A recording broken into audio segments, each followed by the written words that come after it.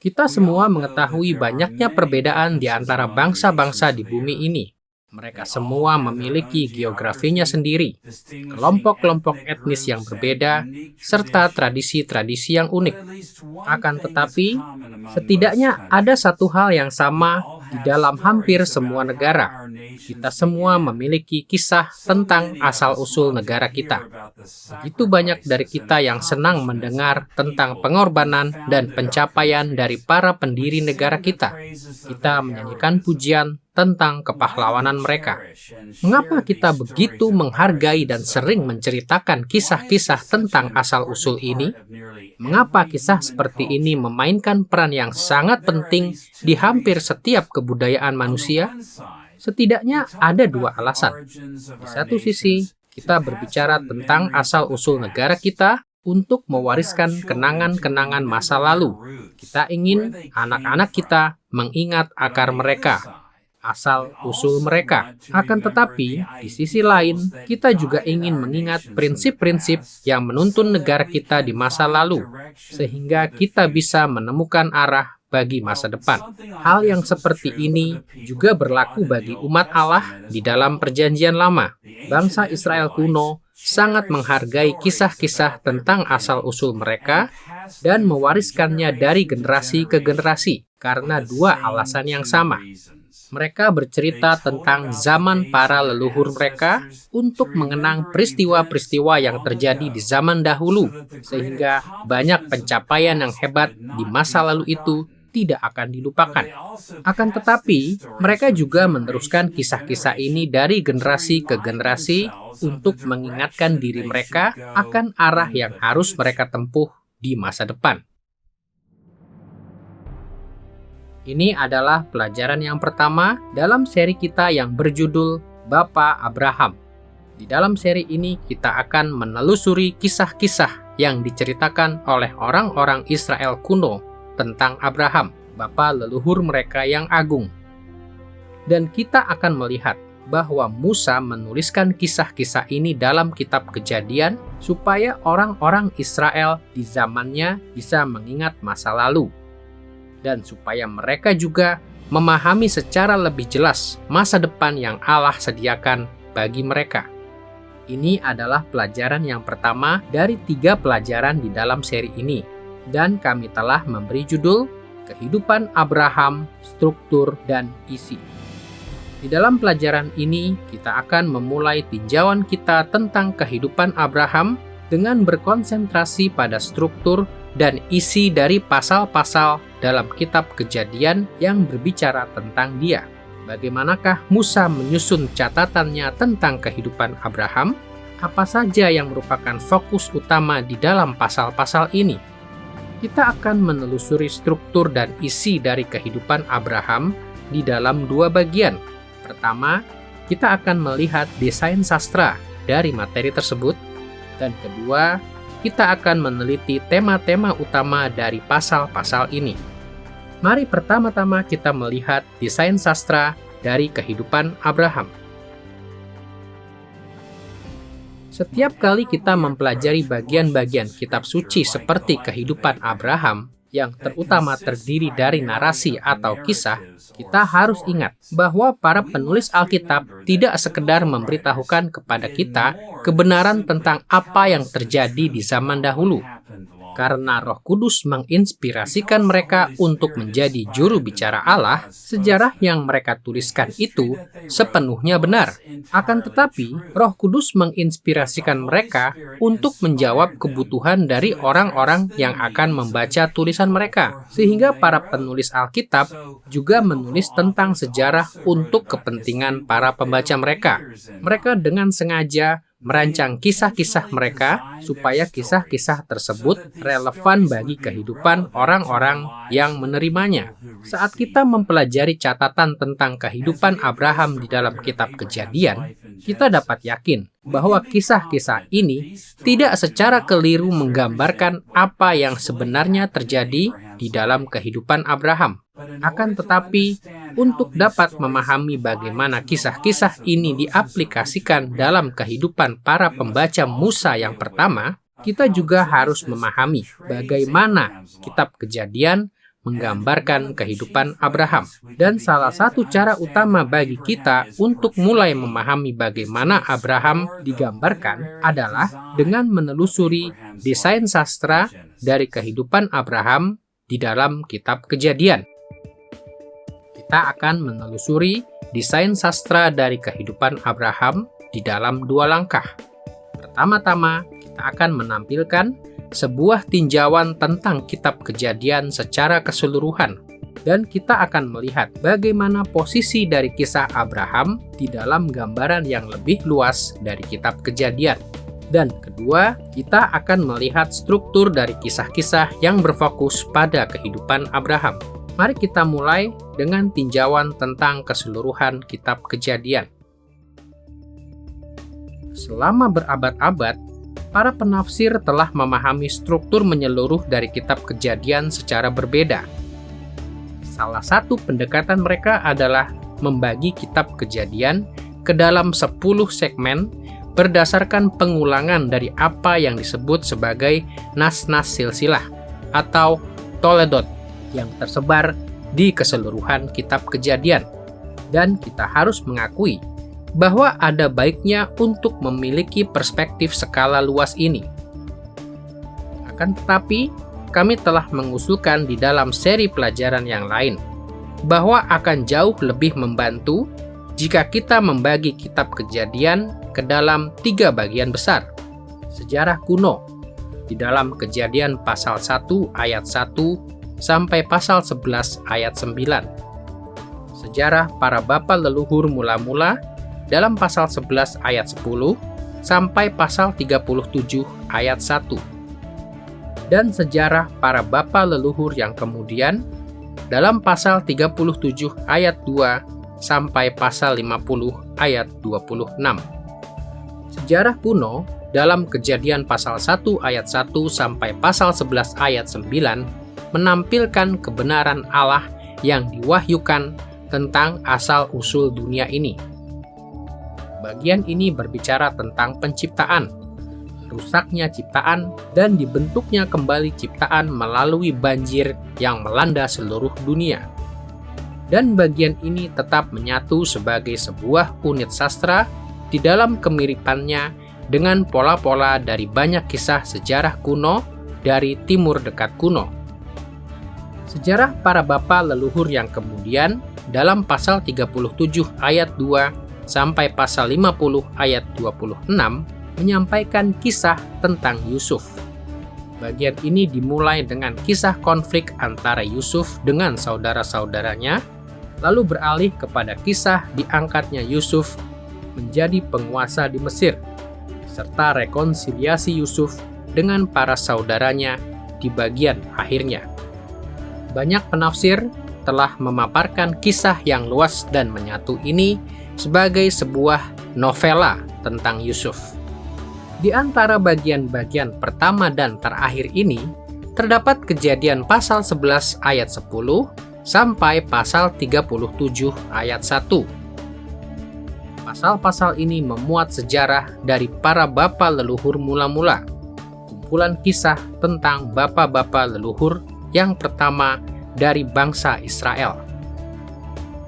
Di dalam seri ini, kita berfokus pada satu bagian dari segmen tengah kitab Kejadian ini.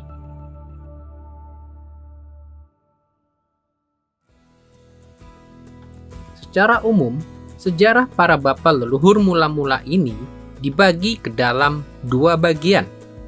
Kehidupan Abraham dalam pasal 11 ayat 10 sampai pasal 25 ayat 18, dan kehidupan Yakub dalam pasal 25 ayat 19 sampai pasal 37 ayat 1. Tentu saja, pembagian ke dalam 2 bagian ini mungkin pada awalnya mengejutkan, karena di dalam kitab suci kita sering mendengar disebutnya 3 bapa leluhur mula-mula, Abraham, Ishak, dan Yakub. Jadi kita mungkin secara logis mengharapkan bahwa struktur sastra dari pasal-pasal ini juga terdiri dari 3 bagian.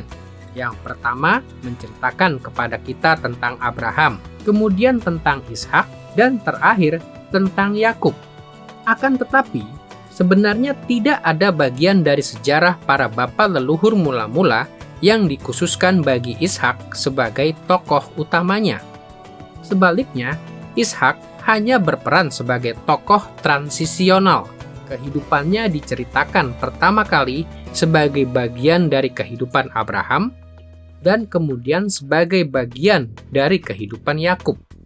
Dengan demikian, sejarah para bapa leluhur mula-mula ini hanya terbagi ke dalam dua bagian utama. Kehidupan Abraham dan kemudian kehidupan Yakub. Perhatian kita di dalam seri ini diarahkan kepada paruhan pertama dari periode para bapa leluhur, yaitu catatan Musa tentang bapa Abraham. Karena itu, mari kita cermati struktur kehidupan Abraham sebagaimana yang dijabarkan di dalam Kejadian pasal 11 ayat 10 sampai pasal 25 ayat 18.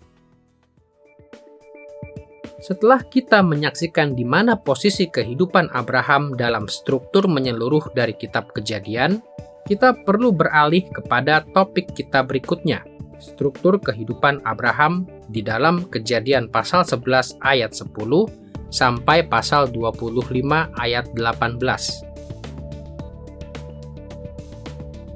Untuk menelusuri struktur kehidupan Abraham, kita akan memperhatikan pasal-pasal ini dari dua aspek.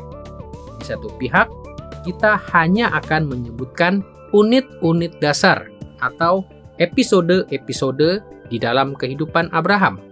Dan di pihak lain, kita akan mempelajari bagaimana berbagai episode ini telah dirangkai menjadi potret Abraham yang kita miliki di dalam kitab Kejadian.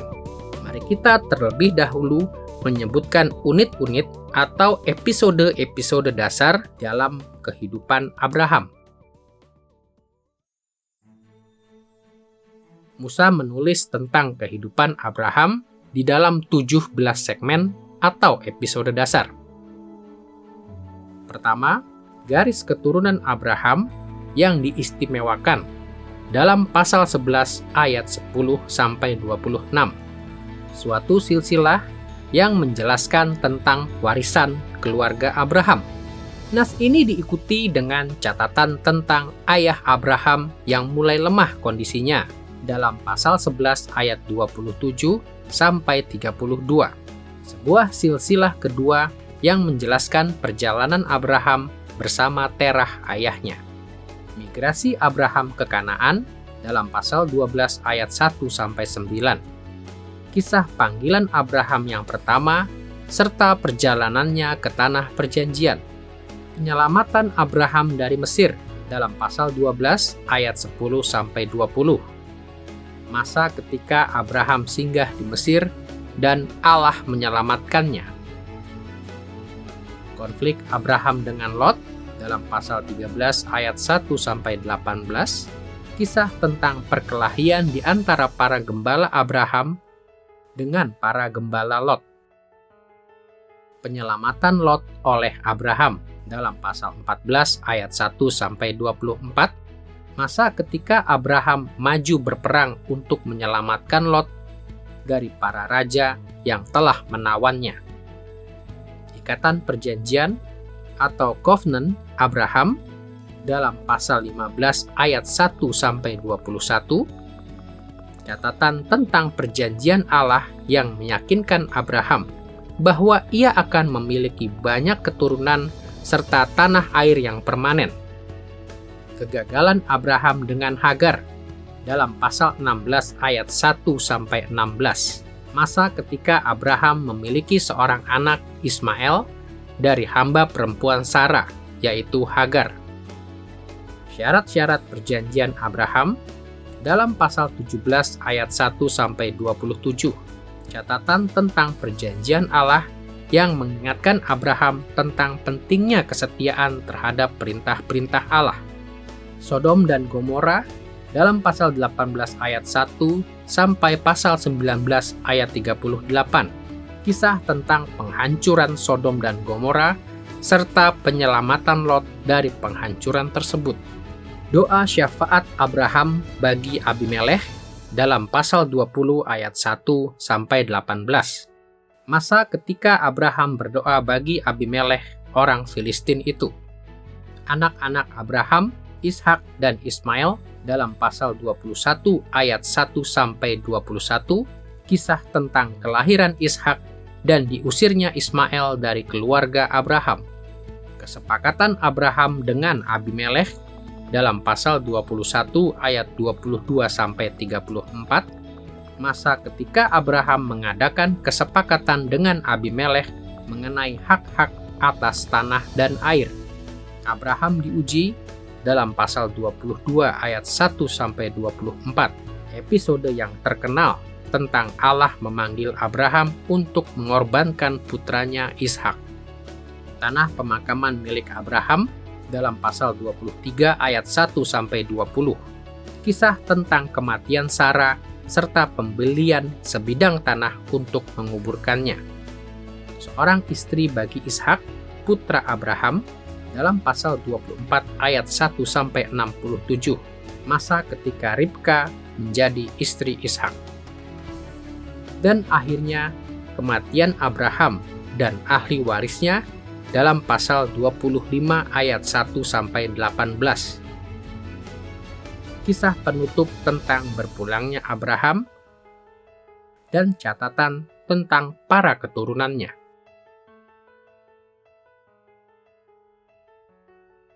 Seperti yang bisa kita lihat, kisah tentang kehidupan Abraham ini mengikuti urutan dasar dari peristiwa-peristiwa yang terjadi di dalam kehidupannya.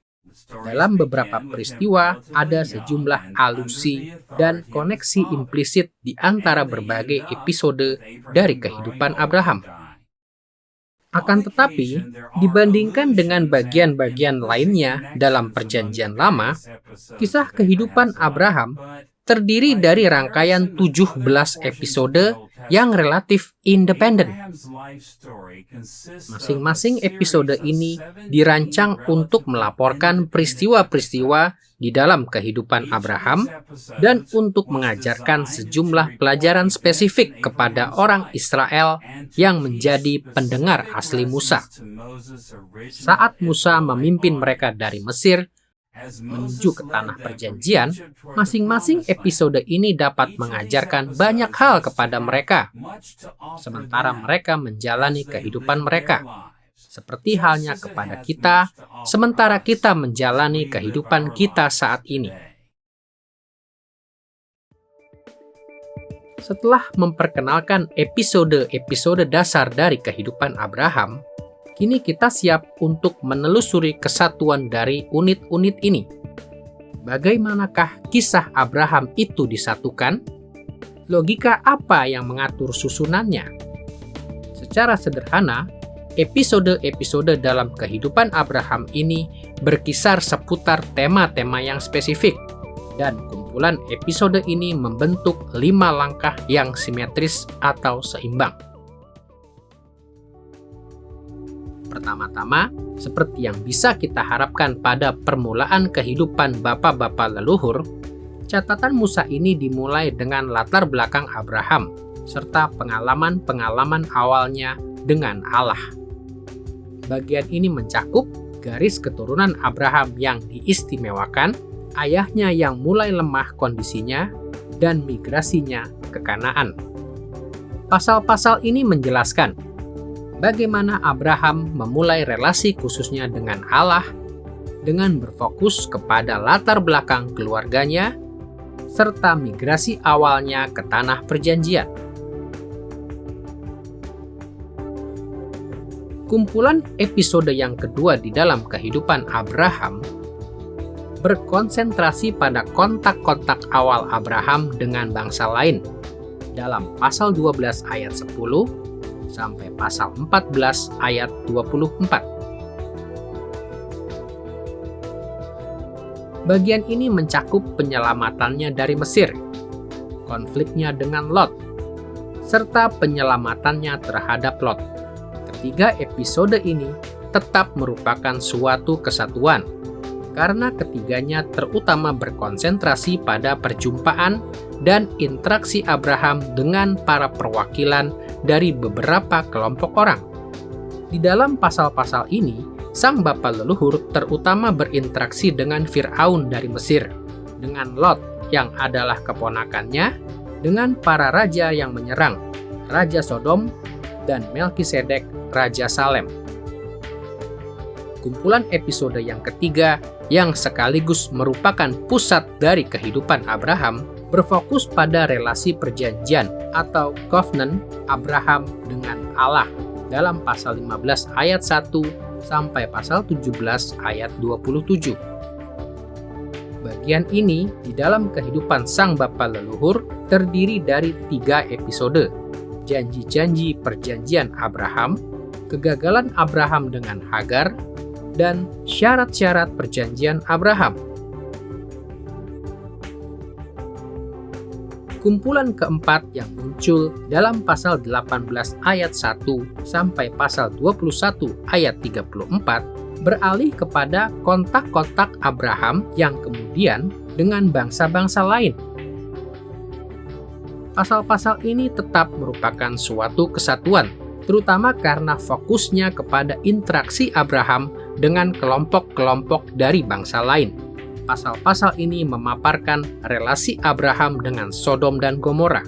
Kita menemukan doa syafaat Abraham untuk Abimelekh, Abraham dalam relasinya dengan Ishak dan Ismail, serta kesepakatan Abraham dengan Abimelekh.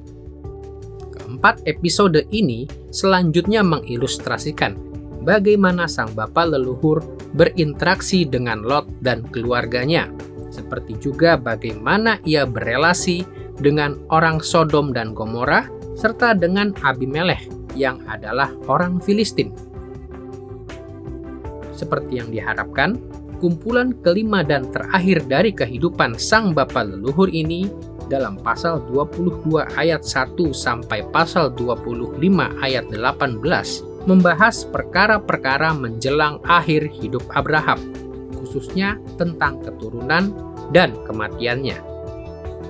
Bagian ini mencatat bagaimana Allah menguji Abraham. Bagian ini mencatat bahwa Abraham membeli sebidang tanah pemakaman. Bagian ini mencatat bagaimana Abraham memperoleh seorang istri untuk Ishak putranya. Dan bagian ini juga mencatat kematian Abraham.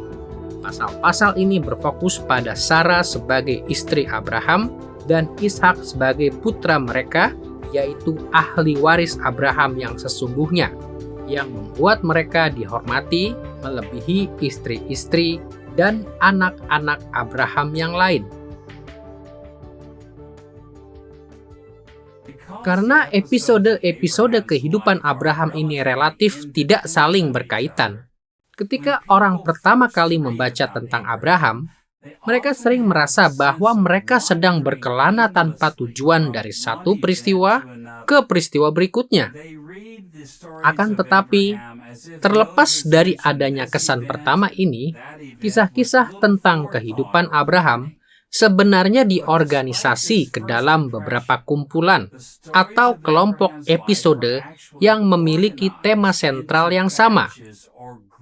Garis besar 5 langkah yang sederhana dari kami menunjukkan bahwa Musa sebenarnya merencanakan apa yang akan dikatakannya tentang Abraham.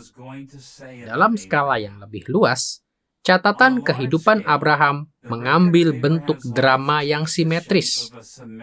Setiap bagian menyeimbangkan bagian lainnya yang sama di dalam drama itu. Dalam pasal 11 ayat 10 sampai pasal 12 ayat 9, kita menemukan bahwa perhatian difokuskan kepada latar belakang keluarga Abraham dan kepada pengalaman-pengalaman awalnya dengan Allah. Dalam keseimbangan yang kontras dengan hal-hal yang menjadi perhatian di bagian awal ini, bagian penutup dalam pasal 22 ayat 1 sampai pasal 25 ayat 18 berfokus kepada tahun-tahun terakhir Abraham serta kepada keturunannya. Sesudah itu, Bagian kedua dari kehidupan Abraham terdiri dari episode-episode yang terutama menggambarkan interaksi Abraham dengan orang-orang dari berbagai suku dan bangsa lain. Dan dengan simetri yang melingkar, yang kembali kepada tema-tema serupa yang dibahas di bagian kedua, bagian keempat dari kehidupan Abraham kembali untuk berfokus kepada lebih banyak contoh tentang perjumpaan Abraham dengan bangsa lain. Akhirnya, di bagian pertengahan dari kehidupan Abraham, terdapat 3 pasal yang luar biasa penting, yang khususnya berfokus pada perjanjian Abraham dengan Allah. Pasal-pasal ini membentuk inti yang sangat penting dari kehidupan Abraham, dan menjelaskan dinamika yang fundamental dari relasi perjanjian antara Abraham dan keturunannya dengan Allah. Bentuk dari pasal-pasal ini menunjukkan bahwa Musa secara teliti merangkai catatannya. Ia menciptakan sebuah potret sastra dari bapa leluhur pertama Israel untuk menarik perhatian kepada aspek-aspek tertentu dalam kehidupannya. Dipilihnya Abraham untuk menerima berkat dan ahli warisnya yang sah. Interaksi Abraham yang mula-mula dan yang belakangan, serta relasi perjanjian Abraham dengan Allah. Dan seperti yang akan kita lihat, fokus secara sastra ini didesain untuk membahas berbagai kebutuhan orang Israel yang menjadi penerima pertama dari kisah-kisah yang ditulis oleh Musa ini. Kehidupan Abraham mengajarkan kepada orang Israel tentang bagaimana mereka harus mengikuti jejak Abraham ketika Musa memimpin mereka ke tanah perjanjian. Dan saat kita mempelajari bagian ini dalam kitab Kejadian, kita akan melihat pentingnya rancangan yang disengaja ini berulang kali. Setelah melihat desain sastra yang menyeluruh tentang kehidupan Abraham, kita harus beralih kepada topik kedua dari pelajaran kita, yaitu struktur dan isi dari kehidupan Abraham. Tema-tema utama di dalam Kejadian pasal 11 ayat 10 sampai pasal 25 ayat 18. Walaupun ada banyak cara untuk menjelaskan isi dari pasal-pasal ini, kita akan melihat bahwa garis besar yang telah diajukan di atas kurang lebih mirip dengan tema-tema yang menonjol dalam pasal-pasal ini.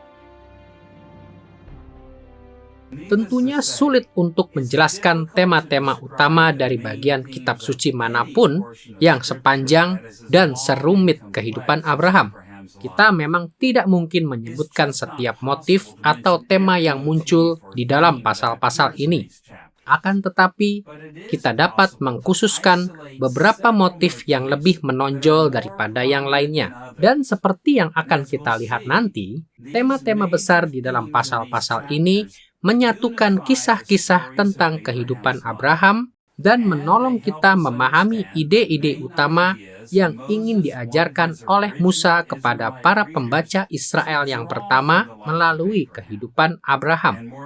Dan lebih dari itu, kita juga melihat di dalam tema-tema utama ini apa yang ingin diajarkan oleh Allah kepada kita melalui bagian kitab suci ini. Kita akan melihat tema-tema utama di dalam kehidupan Abraham dengan 2 cara. Pertama, kita akan mempelajari suatu nas kunci yang memperkenalkan keempat tema utama dalam kehidupan Abraham. Dan kedua, kita akan menelusuri bagaimana tema-tema ini dijabarkan di dalam seluruh pasal yang membahas kehidupan Abraham. Mari pertama-tama kita perhatikan nas kunci yang memperkenalkan tema-tema dari kisah Abraham.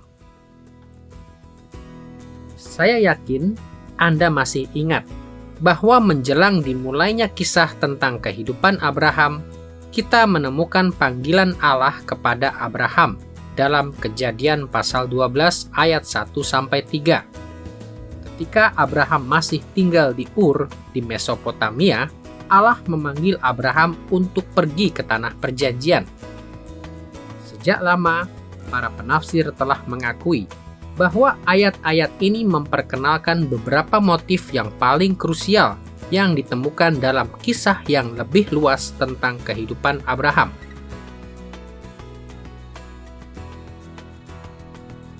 Perhatikan apa yang Musa tuliskan di dalam ayat-ayat ini. Berfirmanlah Tuhan kepada Abram, "Pergilah dari negerimu dan dari sanak saudaramu dan dari rumah bapamu ini ke negeri yang akan kutunjukkan kepadamu. Aku akan membuat engkau menjadi bangsa yang besar dan memberkati engkau serta membuat namamu masyhur, dan engkau akan menjadi berkat. Aku akan memberkati orang-orang yang memberkati engkau dan mengutuk orang-orang yang mengutuk engkau, dan olehmu semua kaum di muka bumi akan mendapat berkat." Ketiga ayat ini syarat makna dan dapat dirangkumkan dengan banyak cara yang berbeda.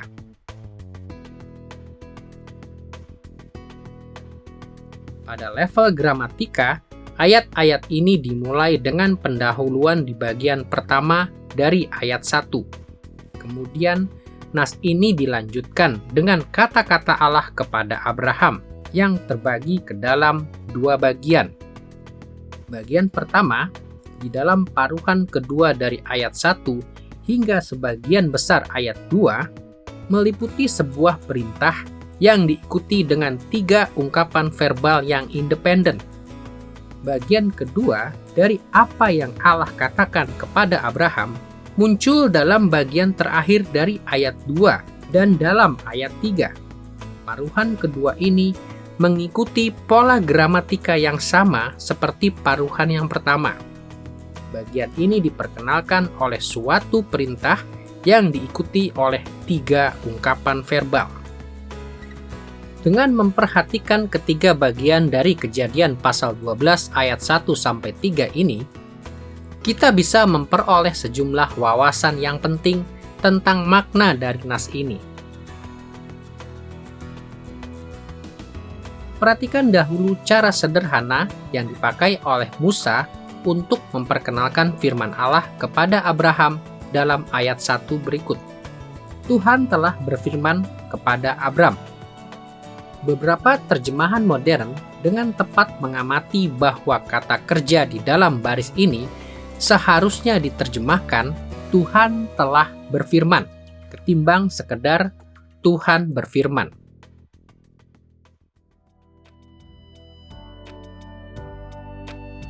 Terjemahan ini penting karena menurut perkataan Stefanus di dalam Kisah Para Rasul pasal 7 ayat 2-4, Abraham menerima panggilannya di Ur sebelum Terah ayahnya mati di Haran. Akan tetapi di dalam presentasi sastra kitab Kejadian, kita pertama-tama mengetahui bahwa Terah mati dari pasal 11 ayat 32. Dan kemudian kita mengetahui dari Kejadian pasal 12 ayat 1 bahwa Allah memanggil Abraham. Karena alasan ini, Kejadian pasal 12 ayat 1 mewakili sebuah kilas balik, suatu regresi di dalam waktu, dan seharusnya diterjemahkan, Tuhan telah berfirman. Ayat ini mengenang suatu momen sebelumnya, sebelum Abraham mulai melakukan apapun untuk memberikan respon kepada Allah, jauh sebelum ia berangkat ke tanah perjanjian. Setelah pendahuluan ini, kita menjumpai paruhan pertama dari kata-kata Allah kepada Abraham. Paruhan pertama ini dimulai dengan sebuah kata kerja imperatif yang mengindikasikan sebuah perintah. Dalam Kejadian pasal 12 ayat 1, kita membaca kata-kata ini. Tinggalkanlah negerimu, sanak saudaramu, dan rumah bapamu, dan pergilah ke negeri yang akan kutunjukkan kepadamu. Seperti yang bisa kita lihat, bagian ini dibuka dengan bentuk perintah, tinggalkanlah, atau seperti parafrasa dalam New International Version, tinggalkanlah dan pergilah. Allah memerintahkan Abraham untuk melakukan sesuatu, untuk pergi ke tanah Kanaan. Inilah perintah yang pertama dan utama yang Allah berikan kepada sang bapa leluhur. Setelah perintah untuk berangkat ke tanah perjanjian itu, bagian pertama dari kata-kata Allah kepada Abraham dibagi ke dalam 3 bagian yang ditandai oleh 3 ungkapan verbal yang independen di dalam bagian pertama dari ayat 2. Perhatikan kembali Kejadian pasal 12 ayat 2 berikut. Aku akan membuat engkau menjadi bangsa yang besar dan memberkati engkau serta membuat namamu masyhur. Kata-kata ini berfokus pada berkat-berkat yang Allah sampaikan kepada Abraham saat Allah memanggilnya. Pertama, Allah berkata, Ia akan membuat Abraham menjadi bangsa yang besar.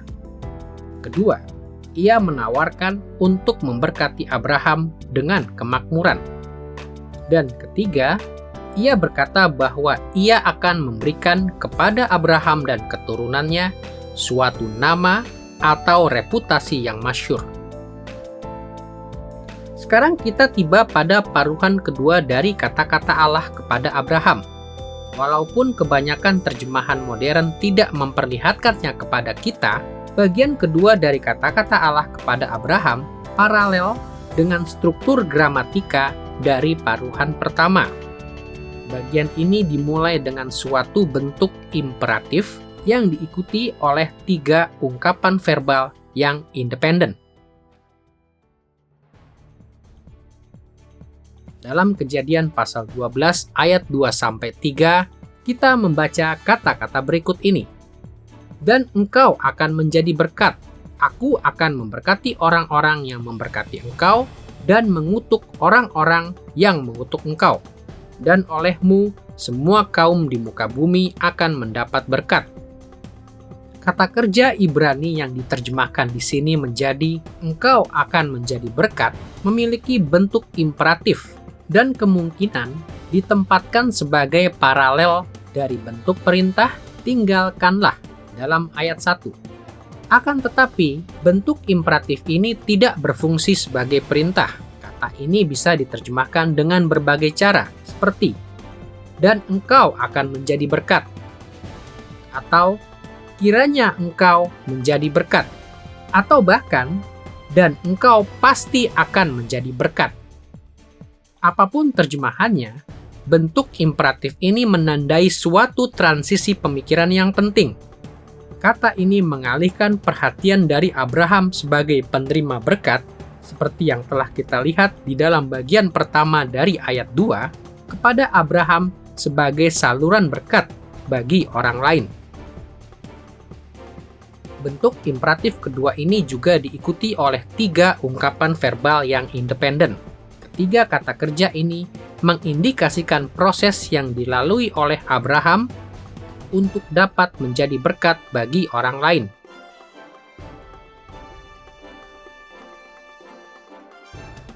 Pertama, Allah berfirman, Aku akan memberkati orang-orang yang memberkati engkau. Artinya, Allah akan memberikan hal-hal yang baik kepada orang-orang yang berinteraksi secara positif dengan Abraham. Ketika orang memperlakukan Abraham dengan baik, Allah akan memperlakukan mereka dengan baik. Kedua, Allah berjanji akan mengutuk orang-orang yang mengutuk engkau. Artinya, Allah akan mengutuk mereka yang menghina Abraham. Allah berjanji untuk melindungi Abraham dari bahaya dengan memberikan respon yang keras kepada mereka yang menjadi musuh Abraham. Akan tetapi, yang ketiga, Allah berkata, olehmu semua kaum akan mendapat berkat. Sekilas, fokus ketiga ini mungkin kelihatannya berkontradiksi dengan tema mengutuk musuh Abraham. Tetapi Allah berjanji kepada Abraham bahwa melalui 2 macam proses, yaitu memberkati sahabat-sahabat Abraham dan mengutuk musuh-musuhnya, Allah akan memperluas berkat-Nya. Pada akhirnya, bagi semua keluarga di bumi ini. Jadi kita melihat bahwa tata bahasa dari pembukaan Kejadian pasal 12 terbagi ke dalam 3 bagian utama. Pendahuluan, fokus kepada berkat-berkat yang akan Allah berikan kepada Abraham, dan fokus kepada berkat-berkat yang akan Allah berikan kepada seluruh dunia melalui Abraham. Memahami struktur dari ayat-ayat dalam Kejadian pasal 12 ini penting, karena dalam banyak hal, kisah-kisah Abraham dalam kitab Kejadian mengilustrasikan bagaimana janji-janji yang Allah berikan kepada Abraham ini dipenuhi di dalam kehidupannya. Saat Musa menulis tentang sang bapa leluhur, ia merangkai kisahnya dengan cara yang menarik perhatian kepada kata-kata yang Allah ucapkan kepada Abraham saat ia memanggil Abraham ke tanah perjanjian. Sambil mengingat struktur gramatika ini, kini kita siap untuk melihat bagaimana tema-tema utama dalam kehidupan Abraham dijabarkan dari Kejadian pasal 12 ayat 1 sampai 3.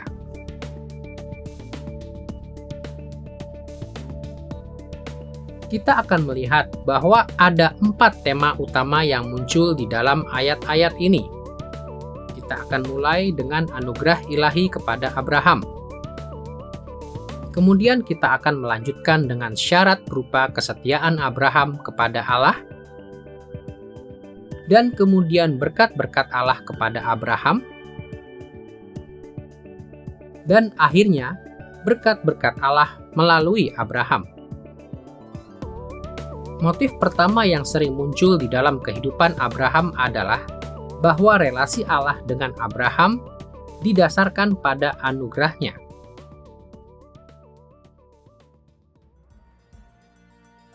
Anugerah ilahi muncul secara halus di dalam kata-kata pendahuluan dari Kejadian pasal 12 ayat 1. Seperti yang telah kita lihat, di situ kita membaca kata-kata ini.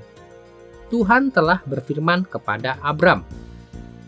Kata-kata yang sederhana ini mengingatkan kepada pembaca asli Musa bahwa relasi Abraham dengan Allah terjadi karena Allah telah memasuki kehidupan Abraham jauh sebelum Abraham melakukan apapun untuk melayani Allah. Panggilan Abraham muncul di awal kehidupannya sebagai seorang dewasa. Ia belum berangkat ke Kanaan. Ia belum menaklukkan musuh. Ia belum menyatakan kesetiaannya kepada perjanjian. Ia belum berdoa bagi orang benar di Sodom dan Gomora. Ia belum lulus dalam ujian iman apapun. Sebaliknya, Allah memanggil Abraham sebagai hambanya yang istimewa semata-mata karena Allah berkenan untuk menyatakan kemurahannya kepada Abraham.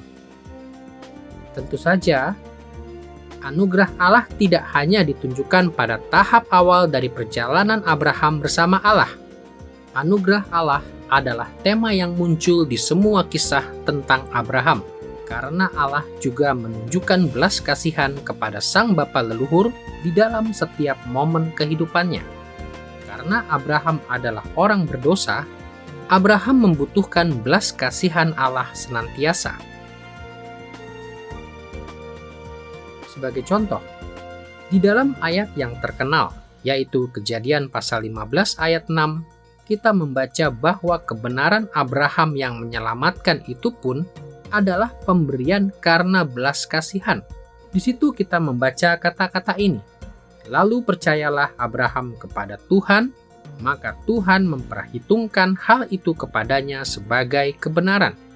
Sebagaimana yang ditunjukkan Rasul Paulus di dalam Roma pasal 4 ayat 3 dan Galatia pasal 3 ayat 6, fakta bahwa Allah telah memperhitungkan kebenaran kepada Abraham menunjukkan bahwa ini merupakan tindakan belas kasihan, bukan suatu upah untuk perbuatan baik.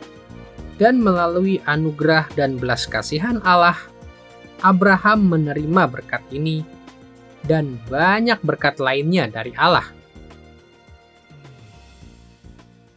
Sebagai orang Kristen, kita semua mengetahui pentingnya anugerah Allah di dalam kehidupan kita. Kita tahu bahwa Allah memulai relasi kita dengannya dengan anugerahnya. Dan kita tahu bahwa Ia menopang kita di dalam relasi kita dengannya dengan anugerahnya. Apa jadinya hidup kita tanpa belas kasihan Allah? Hal yang sama berlaku untuk Abraham. Dan lebih dari ini, anugerah Allah juga sangat penting bagi kehidupan orang Israel yang menjadi penerima dari tulisan Musa tentang Abraham. Mereka juga membutuhkan belas kasihan Allah di dalam kehidupan mereka setiap hari. Dan karena alasan ini, saat Musa menyusun kisahnya tentang kehidupan Abraham, ia berulang kali mengarahkan perhatian kepada anugerah Allah.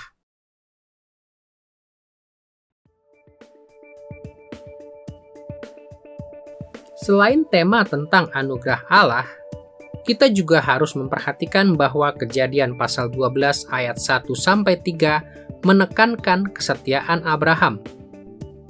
Allah tidak hanya memilih Abraham untuk menerima belas kasihannya. Ia menunjukkan belas kasihan kepada sang bapa leluhur supaya Abraham merespon dengan ketaatan yang setia.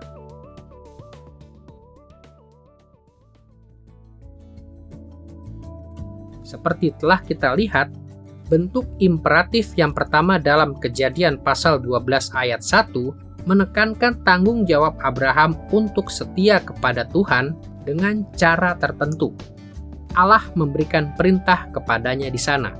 Tinggalkanlah negerimu, sanak saudaramu, dan rumah bapamu, dan pergilah ke negeri yang akan kutunjukkan kepadamu. Tidak sulit untuk melihat bahwa panggilan ilahi ini menuntut kesetiaan yang amat besar dari Abraham. Ia harus meninggalkan tanah airnya dan tanah milik ayahnya untuk pergi ke suatu tempat yang akan ditunjukkan kepadanya. Ya, Allah telah menunjukkan belas kasihan kepada Abraham, tetapi Abraham juga diminta untuk menunjukkan pelayanan yang tidak tergoyahkan dan setia kepada Allah. Sayangnya banyak orang Kristen cenderung menganggap Abraham hanya sebagai teladan untuk iman dan kepercayaan kepada Allah. Ini merupakan tema yang penting di dalam kehidupan Abraham, dan hal tersebut ditekankan di dalam beberapa nas Perjanjian Baru. Akan tetapi, kita tidak pernah boleh mengabaikan fakta bahwa Allah memerintahkan Abraham untuk taat, untuk melayani Dia dengan setia. Allah menuntut kesetiaan dari sang bapa leluhur berulang kali. Ia harus setia kepada Allah di dalam segala keadaan. Mungkin contoh yang paling dramatis tentang saat ketika Abraham dituntut untuk menunjukkan kesetiaannya kepada Allah dapat ditemukan di dalam Kejadian pasal 22. Saat ketika Allah memerintahkan sang bapa leluhur untuk mengorbankan putranya Ishak untuk membuktikan bahwa ia lebih mengasihi Allah daripada putranya sendiri. Sulit untuk membayangkan tuntutan yang lebih berat dari Allah. Walaupun Abraham dituntut untuk menunjukkan kesetiaan di dalam hal ini dan dengan banyak cara yang lain, Kejadian pasal 12 ayat 1 menegaskan salah satu tanggung jawab yang paling penting yang dimiliki Abraham. Di situ Allah berfirman, "Pergilah ke negeri yang akan kutunjukkan kepadamu." Seperti yang didemonstrasikan oleh nas ini, Abraham dituntut untuk pergi ke tanah yang akan ditunjukkan Allah kepadanya. Abraham harus tinggal di tanah perjanjian. Dan tema ini muncul berkali-kali di dalam kisah-kisah tentang sang bapa leluhur. Hal yang sangat penting bagi rencana Allah yang lebih luas bagi Abraham maupun bagi keturunannya yang setia adalah kepergian Abraham ke tanah perjanjian. Dan ketika kita ingat bahwa Musa menuliskan kisah-kisah ini tentang Abraham untuk orang Israel yang sedang ia pimpin sendiri ke tanah perjanjian, maka tidaklah mengejutkan jika kita melihat penekanan ini. Sebagai pengikut Kristus, kita mengerti bahwa walaupun keselamatan adalah pemberian yang cuma-cuma dari Allah, Allah menuntut kita untuk menyatakan ucapan syukur kita kepadanya dengan berusaha sebaik mungkin untuk menaati perintah-perintahnya. Musa juga memahami prinsip ini. Ia tahu bahwa anugerah Allah kepada Abraham menuntut Abraham untuk setia kepada Allah. Dan karena alasan ini, kita akan melihat bahwa tuntutan kesetiaan ini muncul berulang kali saat kita mempelajari kehidupan Abraham. Musa mengetahui sesuatu tentang orang Israel yang menjadi pembaca pertama dari tulisannya. Mereka cenderung melupakan pentingnya kehidupan yang setia di hadapan Allah. Meskipun Allah telah menunjukkan belas kasihan yang besar kepada mereka saat Ia menyelamatkan mereka dari Mesir dan memelihara mereka di padang belantara, mereka berbalik dari perintah-perintah Allah. Dan karena alasan ini, salah satu tema utama dalam kisah-kisah tentang Abraham adalah kesetiaan Abraham kepada Allah.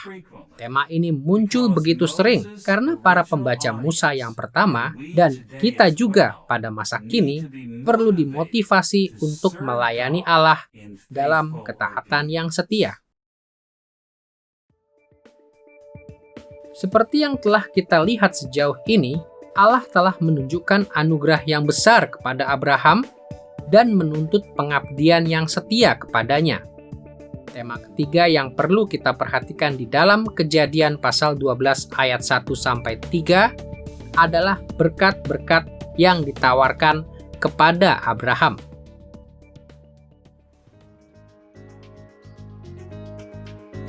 Ingatlah bahwa Allah mengatakan hal ini kepada sang bapa leluhur di dalam Kejadian pasal 12 ayat 2. Aku akan membuat engkau menjadi bangsa yang besar dan memberkati engkau, serta membuat namamu masyhur. Allah menawarkan 3 berkat kepada sang bapa leluhur. Pertama, Allah berkata bahwa Abraham akan menjadi suatu bangsa yang besar. Keturunannya akan bertambah banyak sampai tidak terhitung jumlahnya. Dan keturunannya sesungguhnya akan menjadi suatu kerajaan, suatu bangsa yang besar. Pada saat itu, Abraham dan orang-orang yang ada bersamanya relatif sedikit jumlahnya, dan Abraham belum mempunyai anak. Namun Allah berjanji bahwa jumlah keturunan Abraham kelak akan menjadi lebih banyak daripada bintang-bintang di langit. Kedua, Allah memberitahu Abraham bahwa Ia akan memberkati Abraham. Mungkin sekali ungkapan ini berarti bahwa Abraham dan keturunannya akan menerima berkat berupa kemakmuran yang besar. Abraham dan keturunannya akan hidup dalam kelimpahan dan kekayaan. Mereka tidak akan menjadi pengembara di bumi ataupun menjadi penduduk biasa. Jika Abraham dan anak-anaknya terbukti setia, mereka akan menikmati kemakmuran yang besar.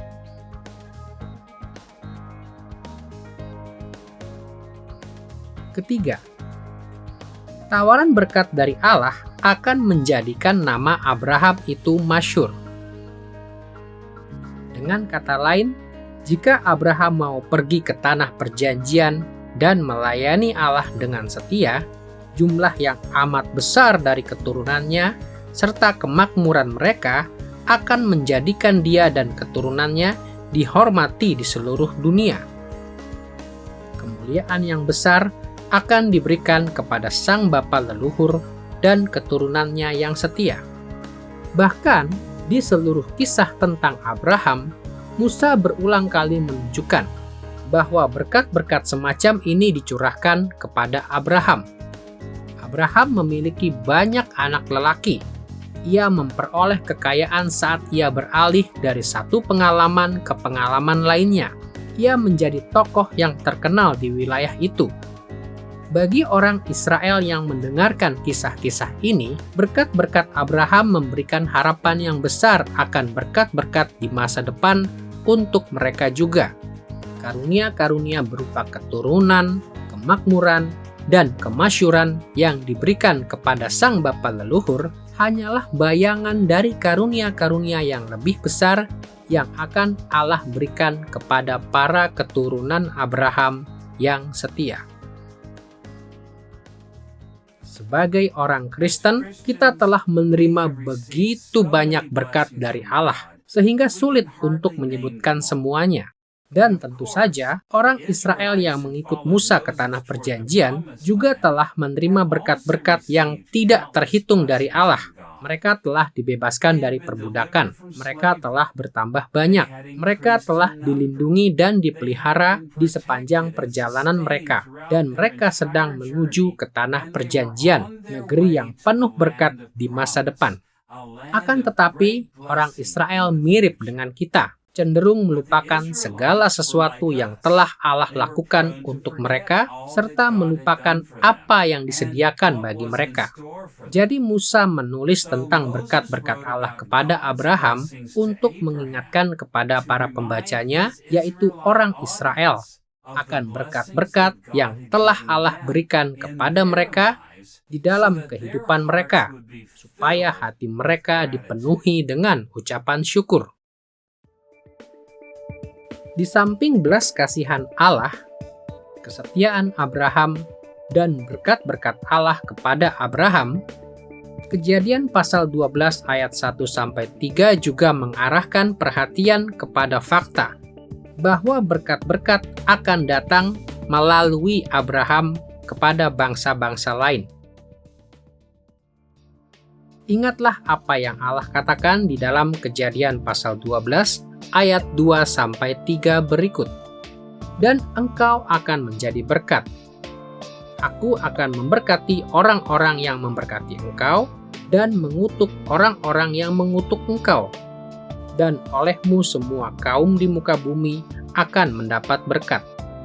Kata-kata ini menjelaskan bahwa Abraham tidak hanya akan menerima berkat-berkat, tetapi bahwa seluruh bangsa di bumi akan diberkati melalui dia. Allah tidak memanggil Abraham ke Tanah Perjanjian hanya untuk memperkaya kehidupannya dan kehidupan keturunannya. Allah memanggil Abraham untuk menjadi saluran berkat ilahi kepada semua keluarga di bumi. Penting untuk diingat bahwa nas ini mengajarkan bahwa berkat Abraham yang menjangkau seluruh dunia akan datang dengan dua cara. Di dalam Kejadian pasal 12 ayat 3, Allah berfirman, "Aku akan memberkati orang-orang yang memberkati engkau, dan mengutuk orang-orang yang mengutuk engkau." Menurut nas ini, Abraham akan menjadi sebilah pedang bermata dua di antara umat manusia. Karena Abraham diperkenan oleh Allah, maka ketika orang-orang dari bangsa lain memberkati Abraham, maksudnya ketika mereka menghormati dia dan dengan demikian menghormati Allah yang ia layani, maka Allah akan memberkati mereka. Akan tetapi, ketika orang-orang dari bangsa lain mengutuk atau menyerang Abraham dan dengan demikian menghina Allah Abraham, maka Allah akan menghukum mereka. Nasib dari bangsa-bangsa lain bergantung pada bagaimana mereka memperlakukan Abraham. Selama hidupnya, Abraham mengadakan kontak dengan banyak orang yang mewakili bangsa-bangsa lain, seperti bangsa Filistin, bangsa Kanaan, bangsa Mesir, serta Lot keponakannya yang merupakan bapa dari Bani Moab dan Bani Amon. Interaksi-interaksi ini signifikan karena menunjukkan cara-cara spesifik yang dipakai Allah untuk menggenapi firman-Nya untuk memberkati dan mengutuk bangsa-bangsa lain berdasarkan cara mereka memperlakukan Abraham. Interaksi ini juga mengindikasikan bahwa selama hidupnya pun, Abraham telah mulai menjadi berkat bagi dunia. Seringkali umat Allah terlalu mudah melupakan pengajaran yang penting ini. Orang Israel di zaman Musa Mirip dengan banyak orang Kristen pada masa kini, kita menikmati berkat keselamatan dari Allah serta kehidupan dari Allah. Tetapi kita lupa mengapa berkat-berkat ini telah diberikan kepada setiap kita. Setiap berkat yang Allah berikan kepada Israel di bawah kepemimpinan Musa, dan setiap berkat yang Ia berikan kepada gerejanya saat ini, dirancang untuk suatu tujuan yang lebih besar. Kita telah diberkati supaya kita menyebarkan berkat-berkat Allah ke seluruh dunia. Allah memanggil Abraham kepada dirinya supaya Abraham memimpin bangsa-bangsa di dunia ke dalam berkat-berkat Allah. Allah memanggil Israel kepada dirinya di zaman Musa supaya mereka memimpin bangsa-bangsa di dunia ini ke dalam berkat-berkat Allah. Dan Allah telah memanggil gereja kepada dirinya saat ini supaya kita bisa memimpin bangsa-bangsa di dunia ke dalam berkat-berkat Allah. Tema ini begitu penting bagi orang Israel yang pertama kali menerima kisah-kisah tentang Abraham ini, dan tema ini juga penting bagi kita saat kita mengikut Kristus di zaman kita. Di dalam pelajaran ini, kita telah memperoleh pelajaran pertama dari tinjauan terhadap kehidupan Abraham. Dan kita telah memfokuskan perhatian kita pada struktur atau desain dari bagian ini dalam kitab Kejadian. Dan kita juga telah mempelajari tema-tema utama atau topik pembahasan yang diperkenalkan oleh Musa di dalam kehidupan Abraham dalam konteks struktur sastra ini. Saat kita melanjutkan pelajaran ini, kita akan kembali kepada topik-topik dari pelajaran ini sesekali. Kita telah melihat bahwa kisah kehidupan Abraham memiliki simetri 5 langkah. Dan kita juga telah melihat bahwa ada 4 tema utama di dalam kehidupan Abraham. Kemurahan dan kebaikan Allah kepada Abraham, kesetiaan Abraham, berkat-berkat Allah kepada Abraham, dan berkat-berkat Allah melalui Abraham. Tema-tema ini tidak hanya memberi kita wawasan mengenai makna dari kisah kehidupan Abraham di zaman dahulu, ketika kisah itu pertama kali dituliskan bagi Israel. Tetapi tema-tema ini juga memungkinkan kita untuk menerapkan bagian kitab suci ini kepada kehidupan kita di masa kini.